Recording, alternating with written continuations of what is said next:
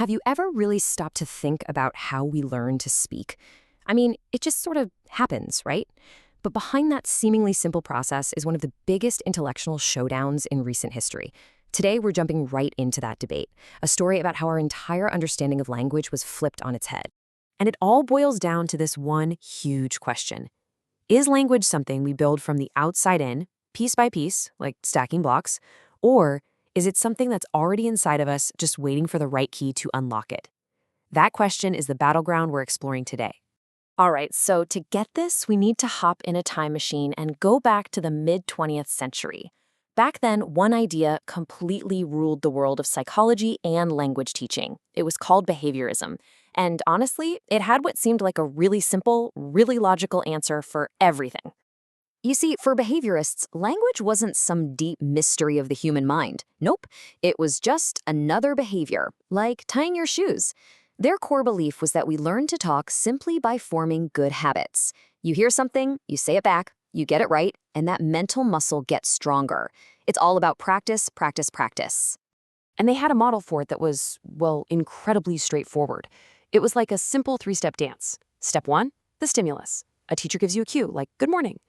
Step 2, the response. You repeat it back, good morning. And step 3, reinforcement. The teacher says, great job.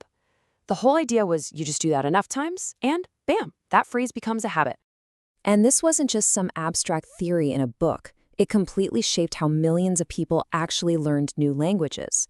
It was called the audiolingual method, and it was all about drills, imitation, and pure memorization. The classroom was basically a habit factory, not really a place for creative thought. But then, a linguist by the name of Noam Chomsky came on the scene, and he looked at this neat and tidy little system and saw a massive crack in its foundation. He argued that this simple habit model just couldn't explain what actually happens in the real world. And here was Chomsky's knockout punch: creativity. Think about it. We are unbelievably creative with language. A little kid might say something like, the moon is sleeping, or even, I hate you, mommy, even if they have never heard anyone say those exact sentences before. Kids aren't just little parrots mindlessly repeating what they hear. They're constantly generating new things. And the old habit formation model, it had no answer for that. So Chomsky didn't just poke a hole in the old theory. He came along and proposed a brand new one to take its place. And it was a radical idea. He said the answer wasn't in our environment, but deep inside our own minds. He called his theory universal grammar. The basic idea is that all human beings, no matter where they're from, are born with an innate, biological capacity for language. You can think of it like we come pre-installed with a kind of blueprint for grammar. This system is just sitting there, waiting to be switched on by hearing a language, any language. Now, this was a complete 180. Behaviorism saw the human brain as a blank slate, just waiting for the world to write on it.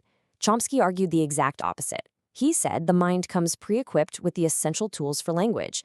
So learning isn't about building something from scratch. It's more like activating what's already there. And just like that, the stage was set for this massive showdown. It was a true clash of titans in linguistics. Was the learner just a creature of habit, shaped by the outside, or a creature of the mind with something powerful already built in? I mean, the contrast here could not be more clear. On one side, you have behaviorism. Language is just an external habit. The learner, they're a passive repeater. And the whole process is just conditioning. Then you have innatism. Language is an internal capacity. The learner is an active processor. And the process isn't about repeating, it's about generation. A total reversal. And look, this wasn't just some nerdy argument between academics. This debate fundamentally changed everything. How we study language, how we think about the brain, and how we approach learning itself. It literally redefined the entire conversation. So what was the real legacy here? Well, Chomsky's theory of innatism put the mind right back in the center of the picture. It reframed the learner. You're not a passive sponge, you're an active thinking processor. The focus shifted from what students could repeat to how their minds could create. And honestly, you could argue this single debate kicked open the door for all of modern cognitive science. And all of this leaves us with a really fascinating, kind of mind-bending question to chew on. If it's true, if we are all born with this language blueprint, then what does that mean for teaching? Are there parts of language we don't even need to bother teaching? And maybe more importantly, what are the parts that can't be taught, but that have to be, well, unlocked from within?